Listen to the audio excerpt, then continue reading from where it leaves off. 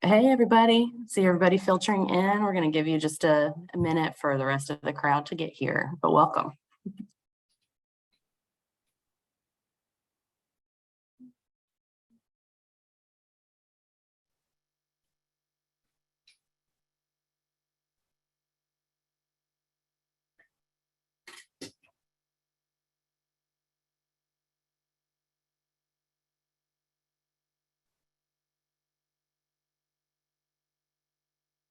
All right, everybody, we're about a minute after, so we'll go ahead and get started. Welcome to the November Central Carolina Area Agency on Aging webinar. We are happy to have you here today. Today, our topic is Day Late and $1 Short, a financial guide and tools for underserved older women. I'm going to go over just a couple Zoom housekeeping features. We are in webinar mode, so you're automatically muted. You can't see other participants. You will be able to see speakers and hosts, and all questions can be put in the chat box, and we'll be taking questions at the end. This session is being recorded, and it will be available after today on our website. And all of our recordings for this webinar and past webinars are on centralcarolinaaging.org. So today with us, we have two wonderful speakers. We have Cindy Hounsell with the Women's Institute for Secure Retirement, and she's the president. And then we also are going to be having Laurel Beeden with us, and she is a senior research fellow with the Women's Institute for Secure Retirement. So welcome, ladies, and without further ado, I'm going to turn it over to Cindy to get started.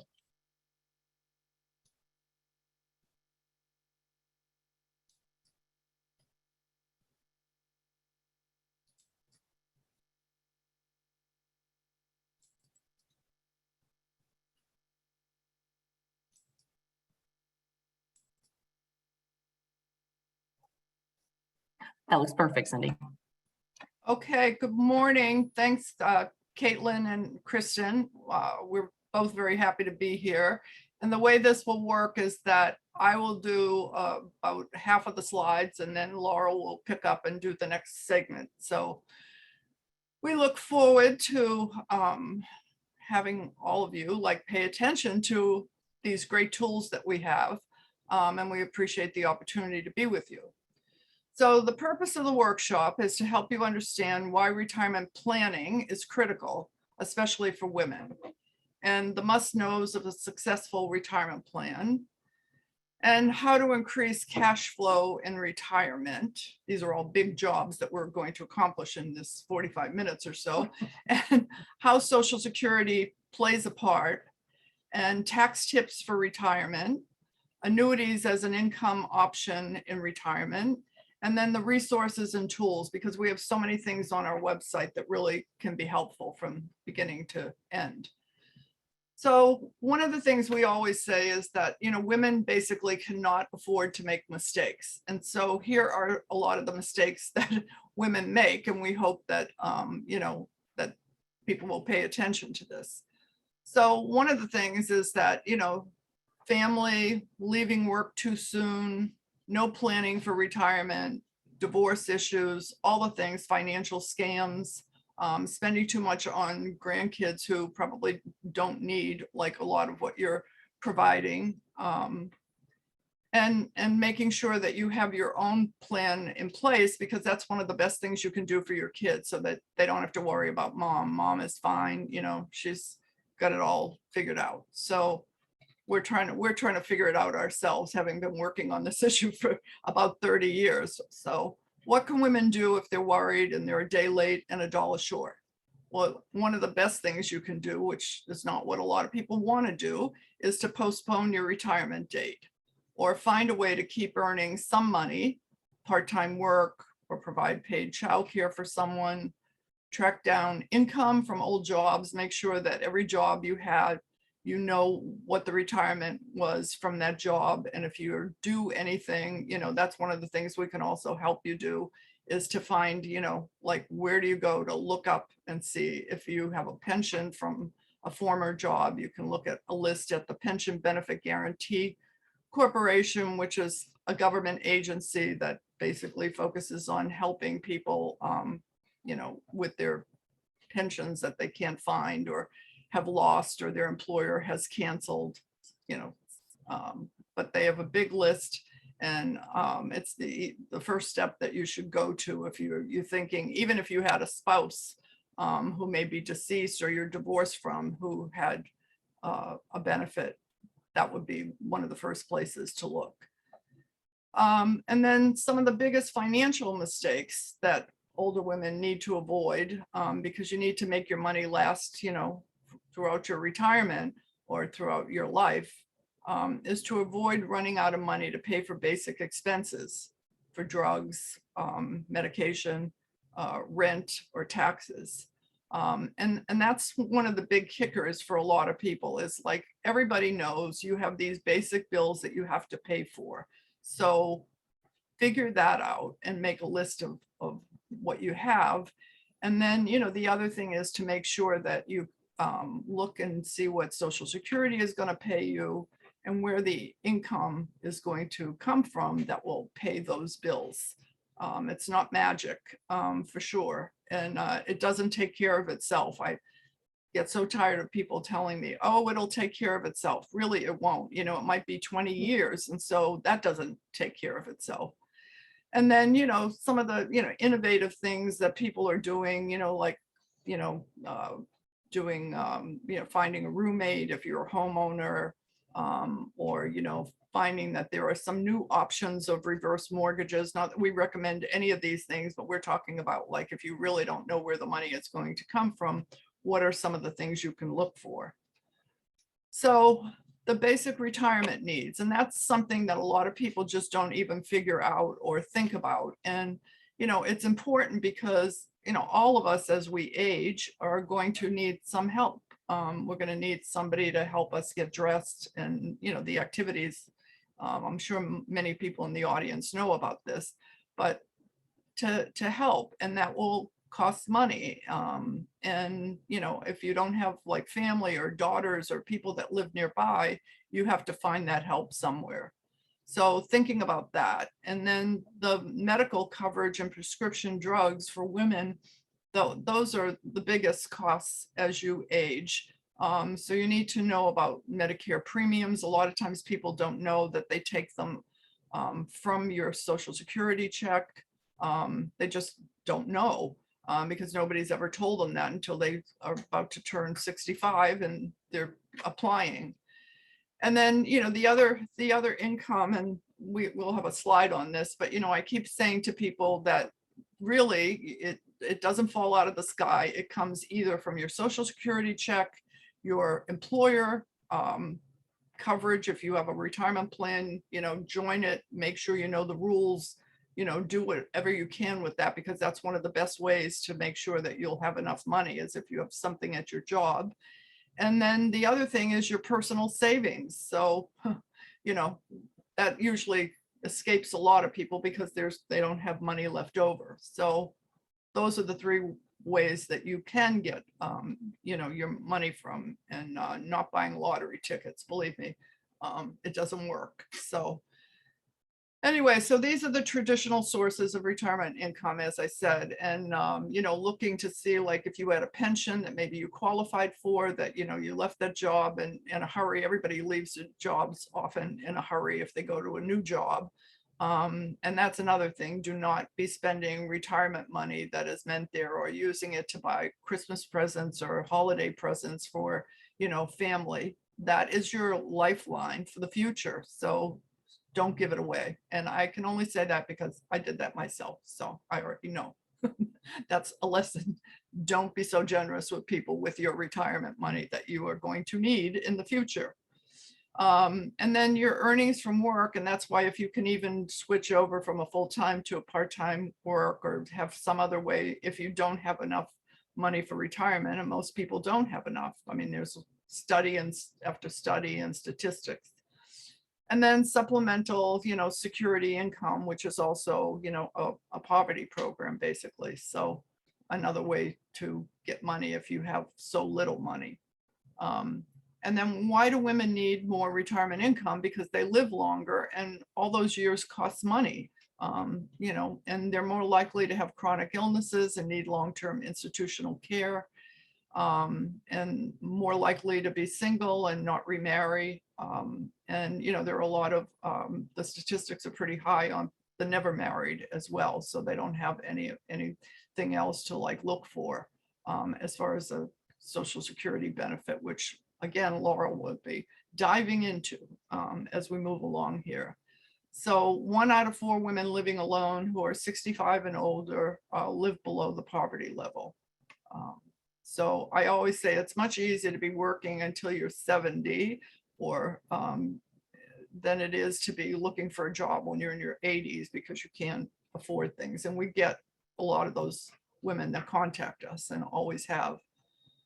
So the reason why it's a problem for women, and we're always looking for ways to improve the system, is that the majority of minimum wage earners are women. It's hard to save when you're, 46% of the low income paid workforce. 69% are, is the actual number. And twice as likely to work part-time with fewer or no benefits. 60% of part-time workers are women also. So, and there's some new legislation coming out of Washington, which is everyone expects will probably get passed maybe at the end of the year before the new Congress will take over. And that will also help part-time workers. If you're a longtime part-time worker, then you'll be able to join the retirement plan of your employer. So that's an option for people that don't have any benefits.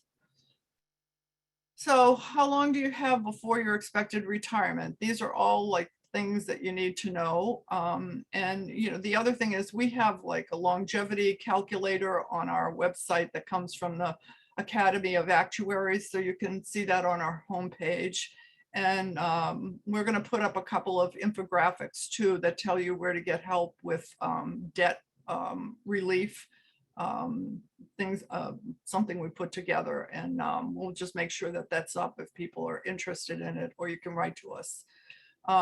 So how much money? I've already said that. Will you need for the basics, but can't say it too many times. You just need to know, do you have a car payment? Like, what are those, things that are going to like eat up your check and or the checks that you'll be getting, because you will be getting Social Security. And then, if you have savings and investments, what is, the market is the way it is today, and you have to almost put your blinders on and just, take the long-term view that, it will come back. And, came back a little bit like over the last couple of weeks. So that should make people feel a little bit better about that. But the important thing too is to know what it's costing you to be an investor. So all those fees and things, and keeping up with that, and knowing how much the fees are, even in your own retirement plan, if you have a 403B or a 401k or one of these account type plans where the employer can match. And then I don't think we have to even mention the inflation, because everybody's like up on that. That's always one of the big mistakes that we think, like, people say, well, I had enough money when I retired. And you say, well, that was 2 years ago. And, there's been inflation for, there's always inflation. Things cost more. I never have a memory of people sitting around saying, God, I can't believe how these prices are all going down. Everything's so cheap. Ever in my life. My dad taught me that when I was like, what a loaf of bread cost when I was about 5 years old, to make the point. So, but we all have learned the inflation message for sure. And then knowing how much you will need. So this is an easy way to, look at this just off the top of your head. It's like, this is how you figure it out. How much, take your W-2 from last year. Look and see what your Social Security statement estimate is, and Laura will talk more about that, but that's one of the first steps we think everyone should do, is to make sure that you have a Social Security, like sign up for your own personal account so that you'll know what you have. And then if you had, 16,000 from your Social Security benefit and you don't have anything from a pension, then, your savings, just subtract 16,000 from your, W-2 amount of 50,000, and you need to make up 34,000 a year, or you have to have a way of like really cutting expenses, like your mortgage is going to be paid, or, whatever. And then how many years will you need the income? And of course, that's, that's like hard to figure out too, because, we have no guarantees on any of that. But as I said, there's also a great longevity calculator called Living to 100. And you fill in and you write, what your other people in your family, how long they've lived. And for myself, all of my aunts were, and my parents died young as well, were, dying sooner. And so I thought, there you go. You know what I mean? They won't have to worry about that long life so much. And then I had an aunt on either side. One lived to be 95 and the other one like 92. So that sort of blew that whole thing, that calculation. So, but anyway, the worries of longevity are that you'll outlive your savings, that the death of a spouse, and unexpected healthcare needs, which just come along, and the loss of ability to live independently, and all of those things, the threat of poverty. So, and these are all well researched. Not just taking this off the top of my head. These are all from studies that people, we have so many studies on all aspects of retirement. And then here's a calculator, but I will say that the Social Security website has now really done a good job when you go on to sign up for the, for the statement. And anyway, the other thing is to talk a little bit about the investment risk. And, if you have money, especially if you're younger and you've saved, substantially, which happens with a lot of women, especially like single women often, realize that they don't have anyone else to rely on. And so they, they're like doing as much as they can at the job, which really helps a lot. So, you have to figure that out. And that's one of the investment risk is one of the things that just stymies people all the time. I mean, a lot of times I talk to people about, like, did you sign up for your retirement account at work? And then they say, well, no, because I don't know whether I should have the money here and there. And then I just keep putting it off and I never sign up. So you have to figure that out and take the leap, and depends on your age. There's lots of things written about, like, how old you are, what you,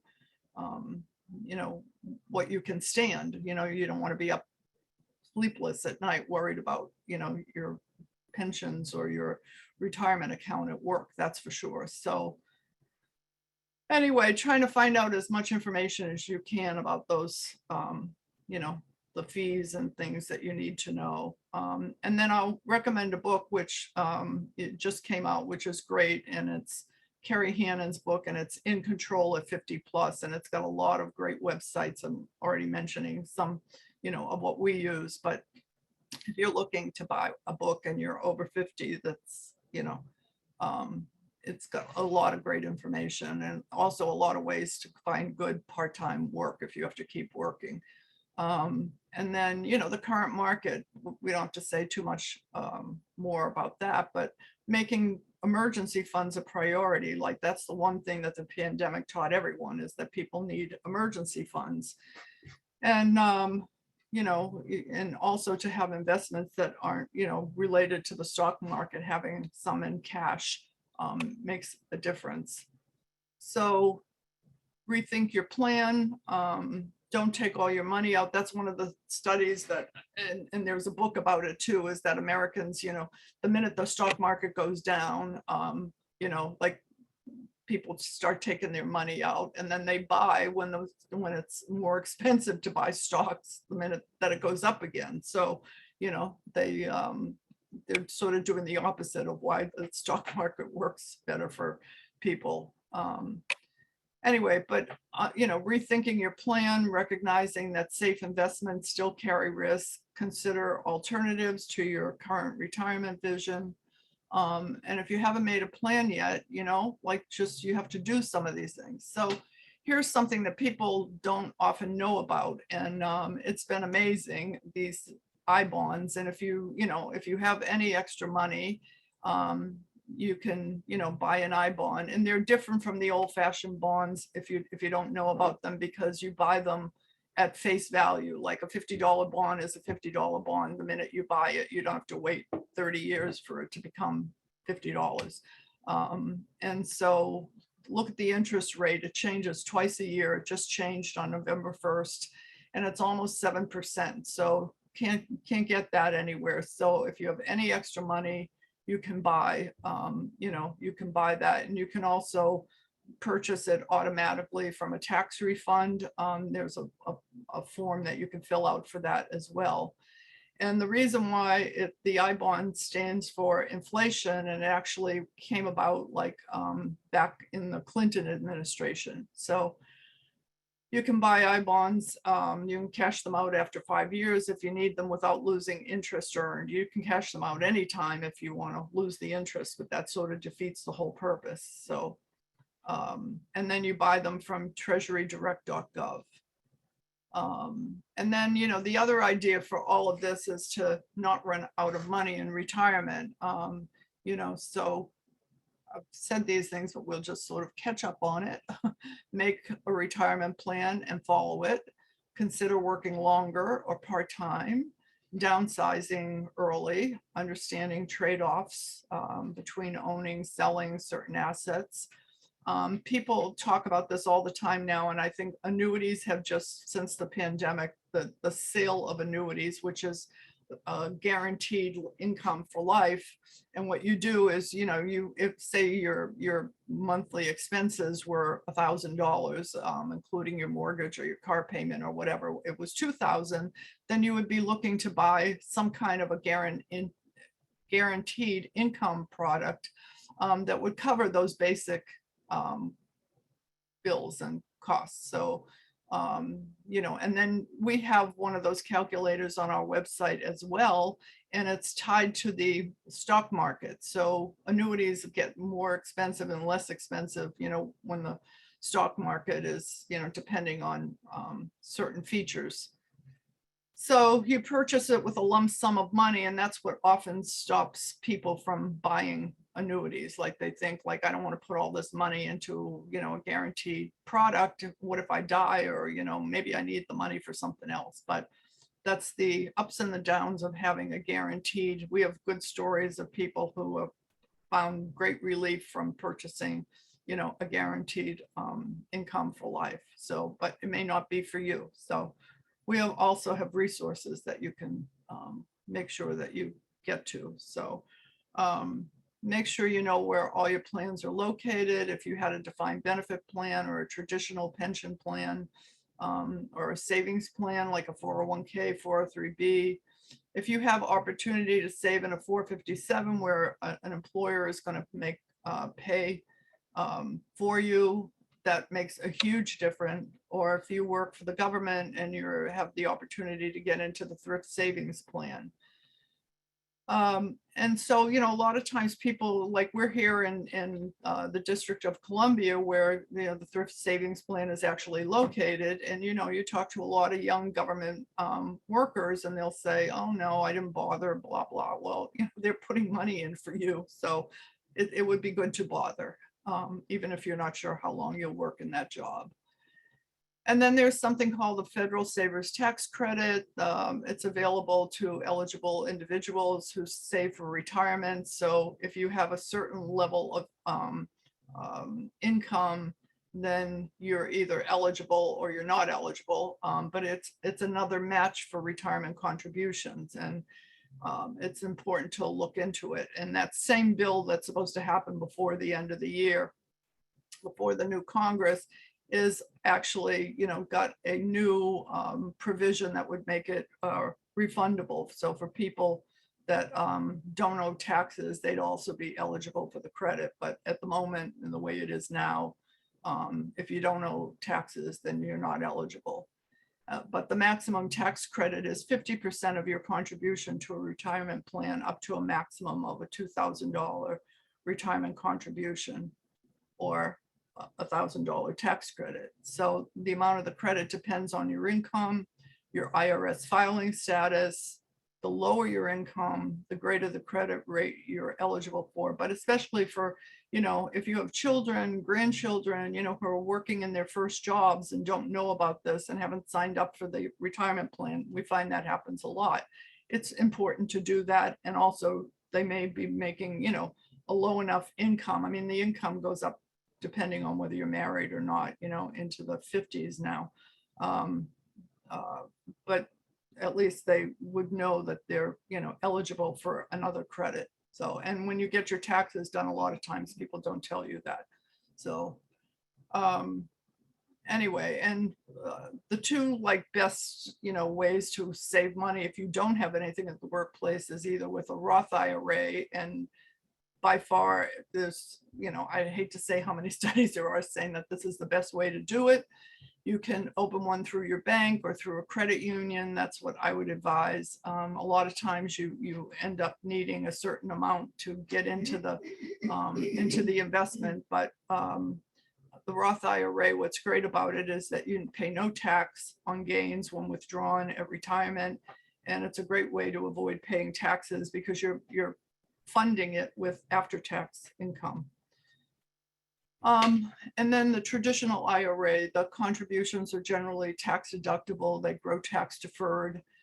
There's a tax penalty if you take the money out before 59 and a half. That's how I discourage many of my friends who say, I'm going to take all that money out of my IRA because the market is so bad. Well, you're going to be paying, you know, you're going to be locking in all your losses, and you're going to be getting a penalty and have to pay a bunch of taxes on top of that. Is that what you want to do? So the Roth IRA is the better bet if you qualify for the income, and the income is reasonable at this time. You can, I think it's 106,000 or something in there. I don't have the exact number, so don't tie me to that. But now we will go to Laurel. So there we go.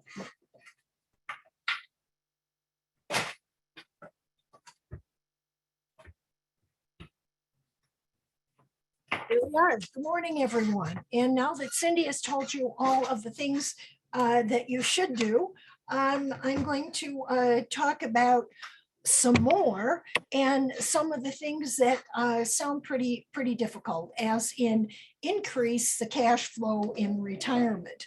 So this is now assuming that you have invested in your IRA or your 401k plan or your TSP if you work for the government, or if you have just saved, maybe you bought some I-bonds. So let's look at increasing cash flow in retirement. A biggie on this one is retire later. And you get benefits from Social Security that increase by 8% a year if you wait after your normal retirement age, and we'll talk about that.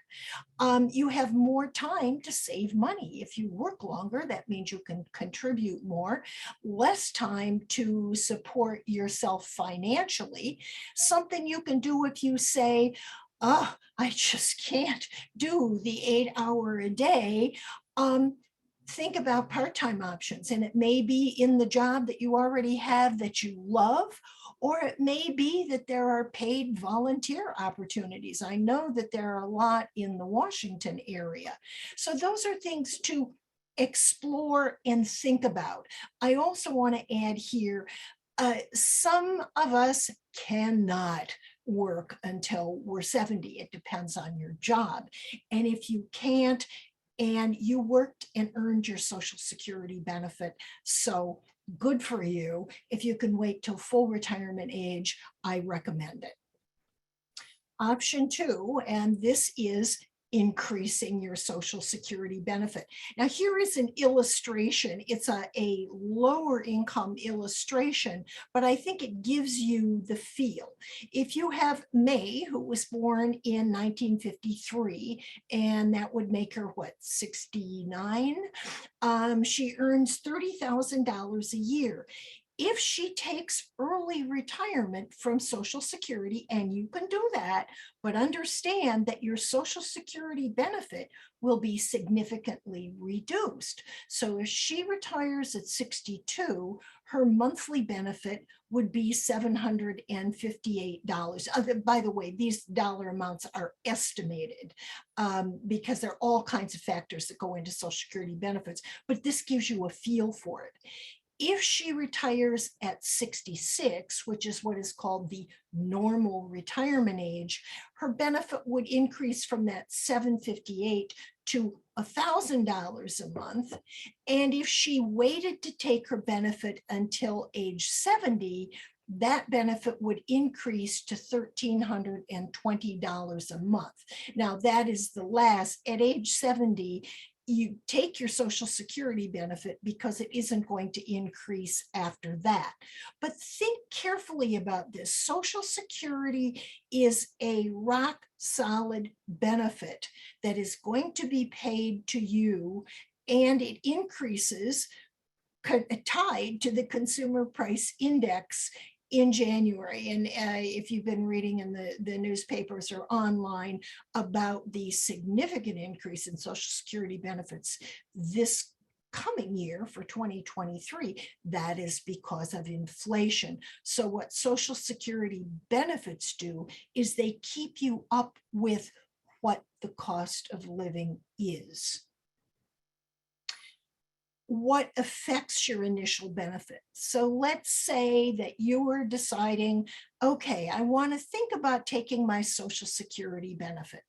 First of all, the size of your earnings.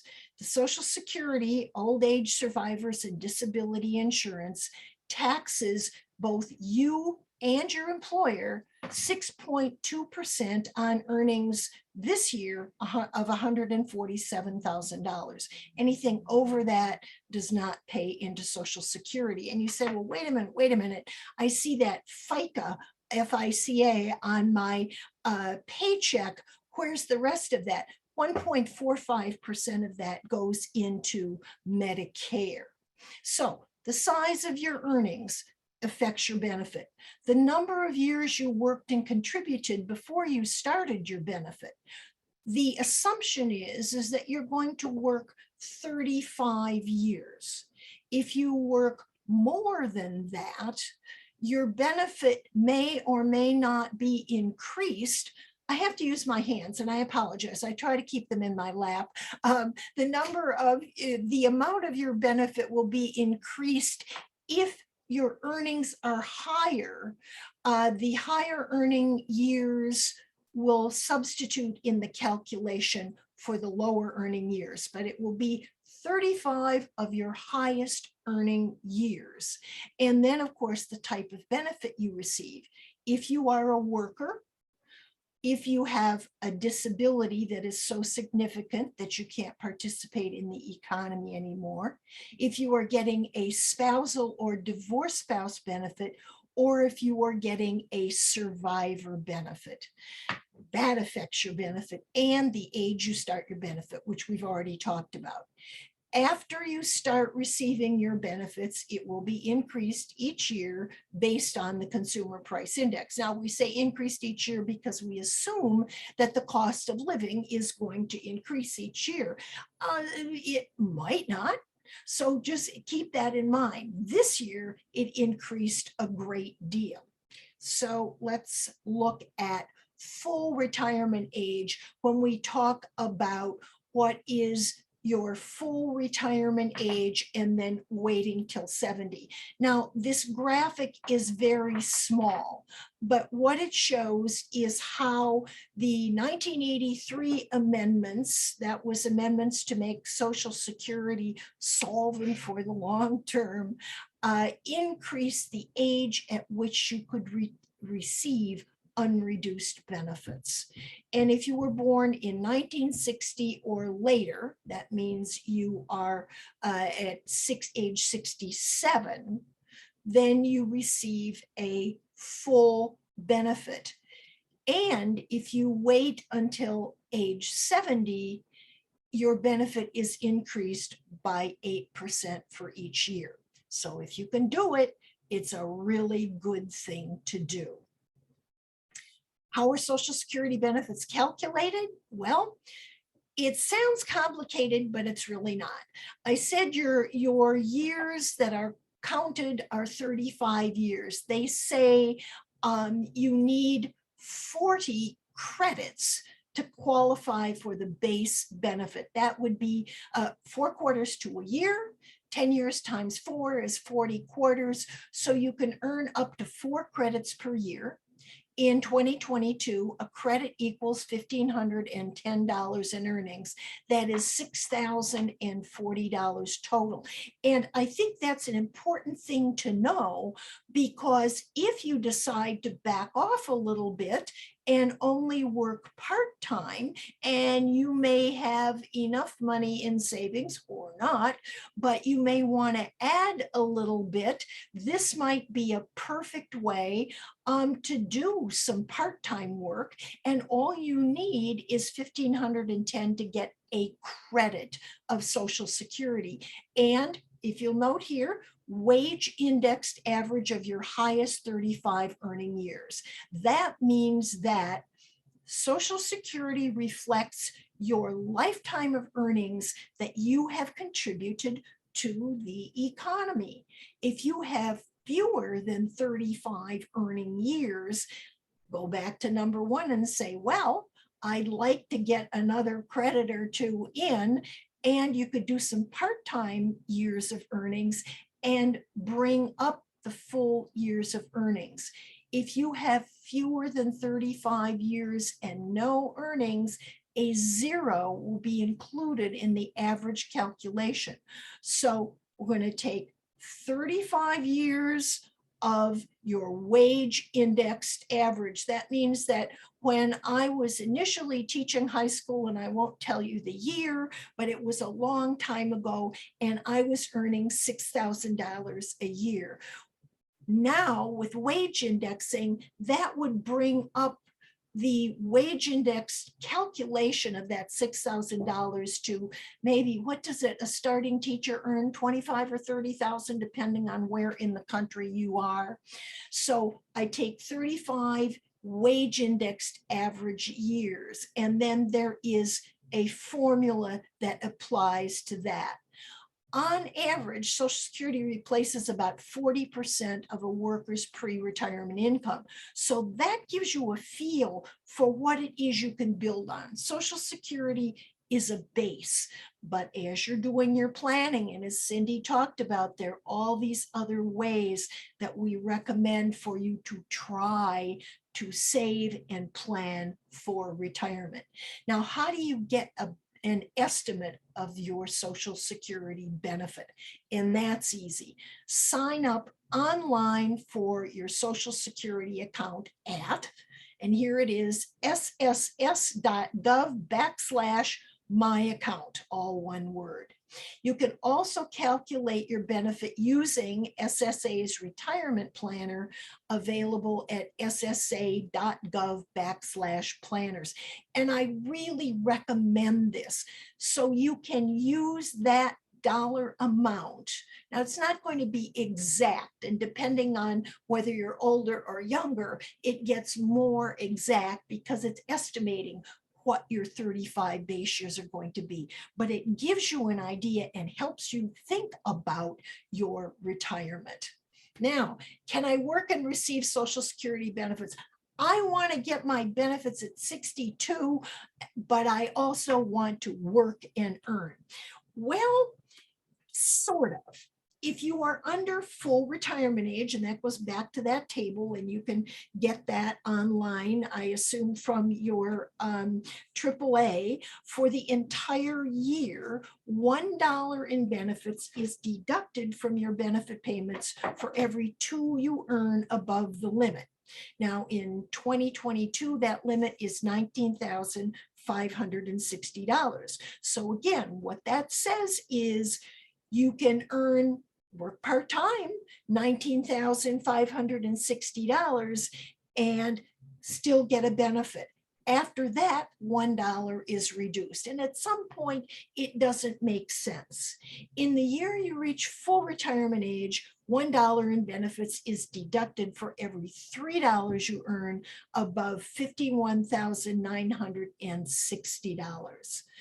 And that's only earnings before the month you reach your full retirement age. Once you reach full retirement age, There is no limit on the amount of money you may earn and still receive your full Social Security retirement benefit. And that's something you have to weigh.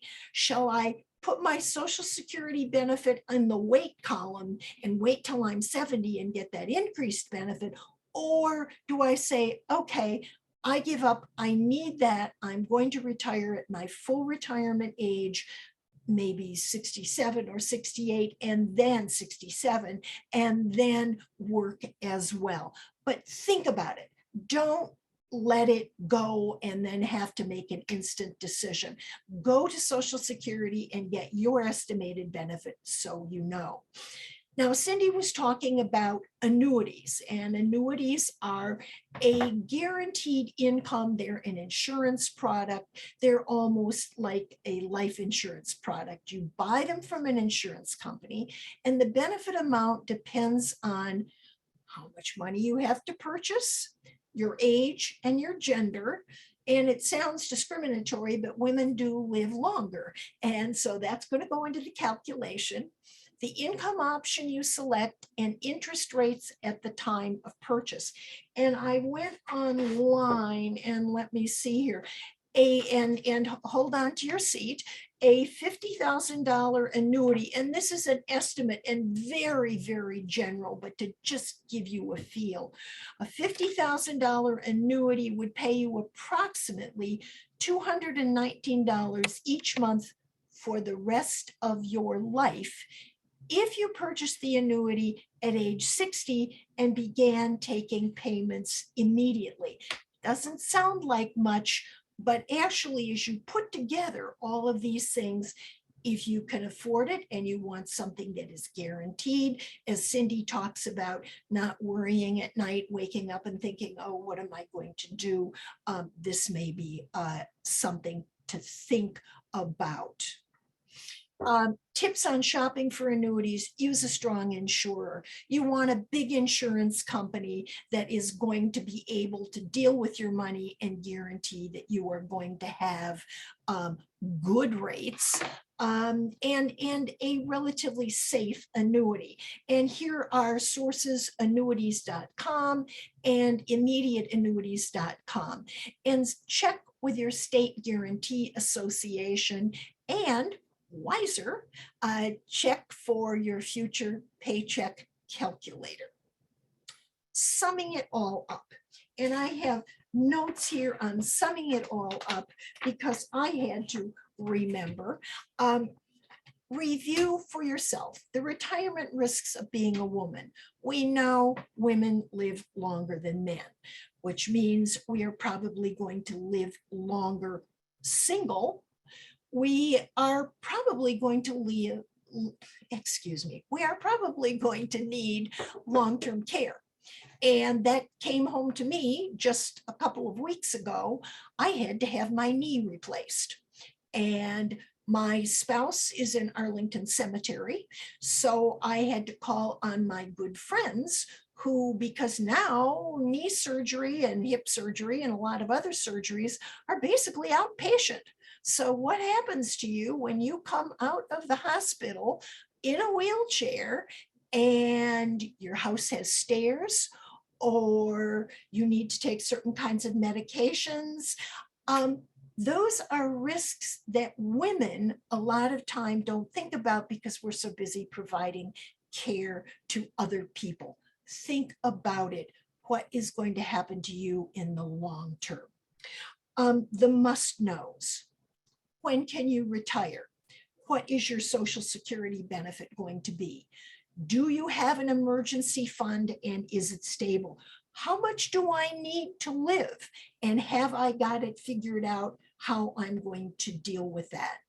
Managing investment risk. Right now, that is a real issue. How much risk are you willing to take without waking up in the middle of the night? How do you increase your retirement cash flow? Well, we've talked about some of those things. working if you can, even if it's part-time. Don't take your Social Security benefit until you're 70 if you can.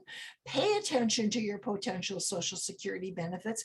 And as Cindy talked about, take advantage of any tax incentives or credits available and consider annuities.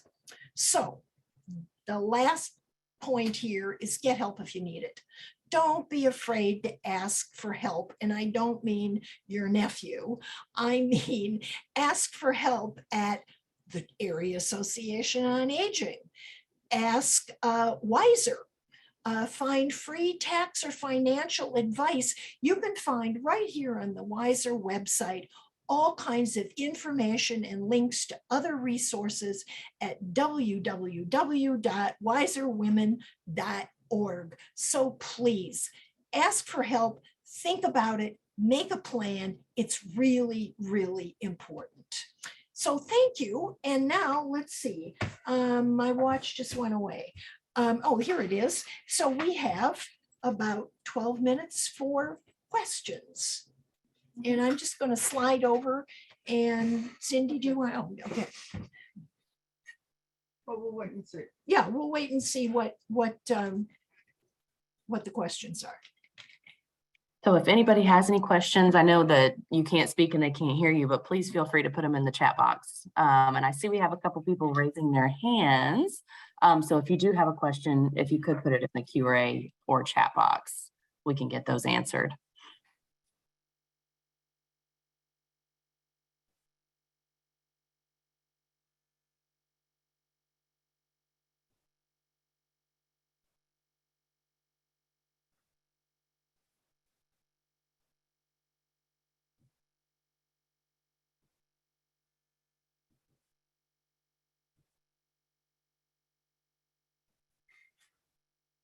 Your question.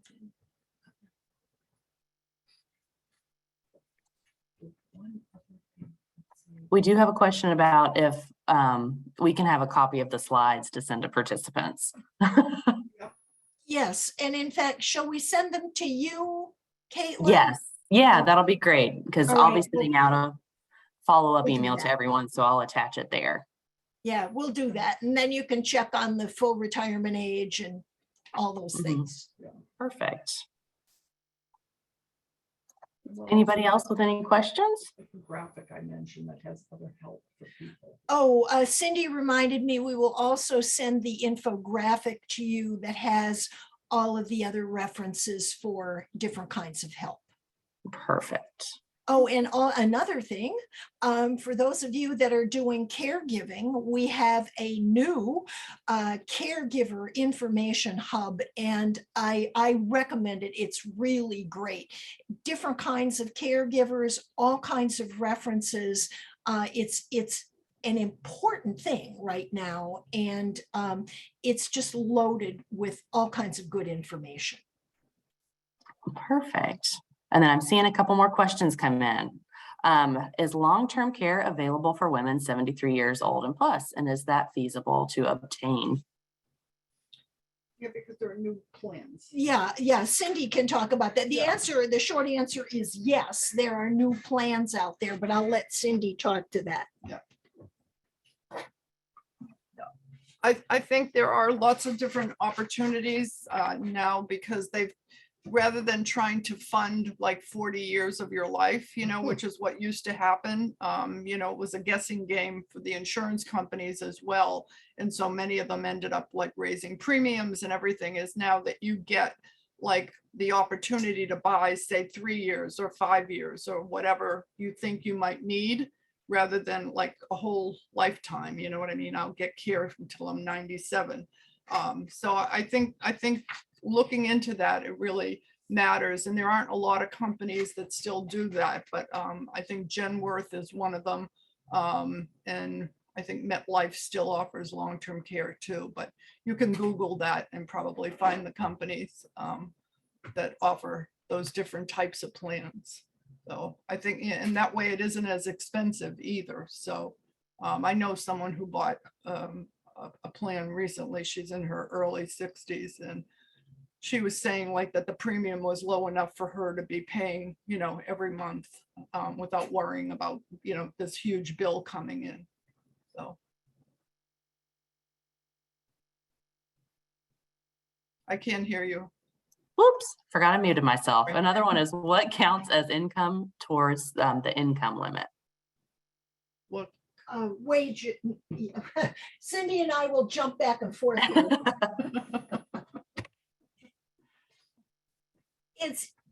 It's earnings from work that your employer contributes to as well. And if you are self-employed, you contribute as the employer and as the employee, but it is wages that you earn from work, not your interest on your bank account or your retirement fund. Okay. And then I see one that says, do pension payments or RMD count towards the Social Security income limit or SSI income limit? Okay, say that again. Do pension payments or RMD count towards that SSI income limit? Oh, you bet they do. SSI, Supplemental Security Income, is a poverty program, and that can't be emphasized enough. The monthly benefits for SSI fall below the federal poverty limit.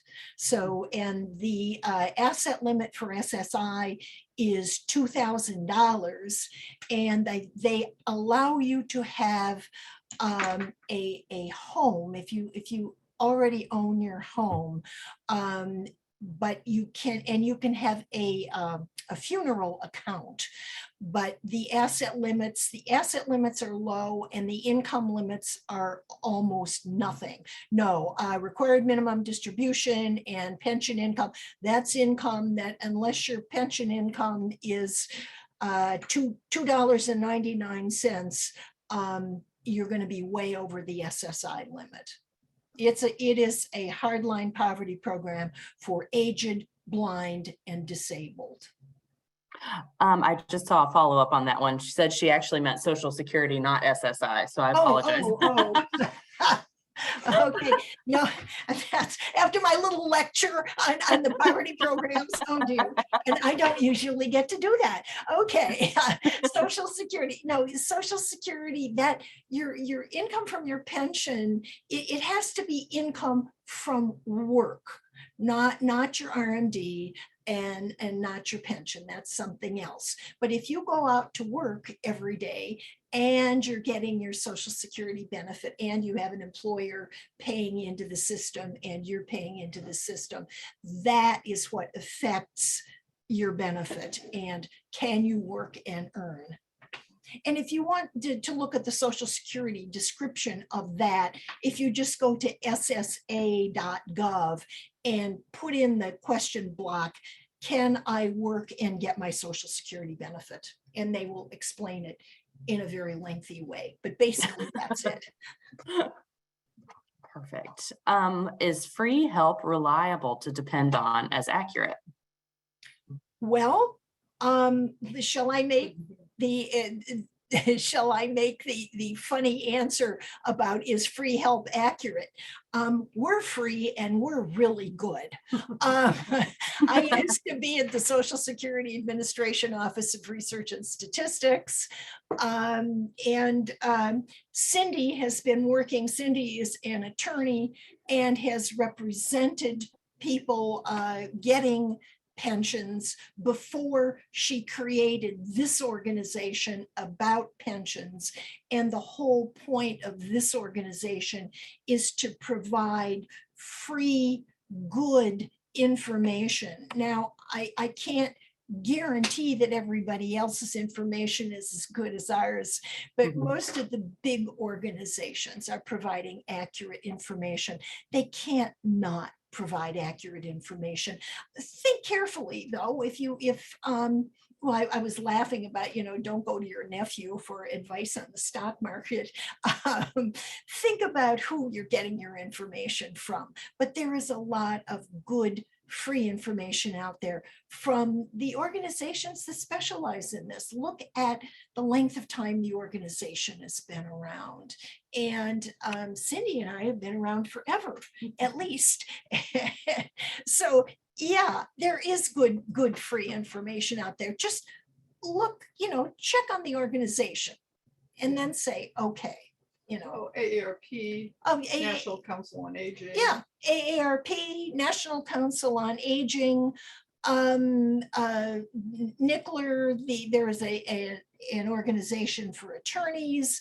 Yeah, and in fact, if you Google aging organizations, there's probably going to be a list and the biggies are going to come up, right? And you can trust those. Perfect. So I think I know the answer to this one. When do you recommend re-reviewing your income and expenses? Would it be before you're 65 or when you're over 65? Do it when you're 25, do it when you're 20, because the thing about this is the magic of compound interest, and people laugh about it. But there are all these tables and charts out there about if you're 20 and you put, I don't know, your grandma leaves you $50 and you put it in an interest earning account, and it doesn't have to be anything fancy, you end up with a lot of money. And if you just keep adding 5, 10, 50, 25 across your working life, you can really do well. So please review as soon as you can. And just because you're over 50 doesn't mean that you should say, well, I can't do anything about it, because you can. So think about it, and you may feel a little pinch in the side, but it's really worth doing. And Cindy talked about, take care of yourself. Don't forget about yourself. A lot of caregivers and grandparents give money away and they forget that they're going to be 80 or 85 and need care. So that's very important. Please look and plan ahead.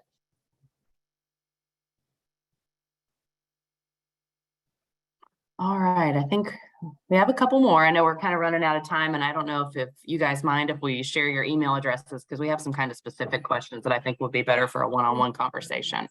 Go to info@wiserwomen.org.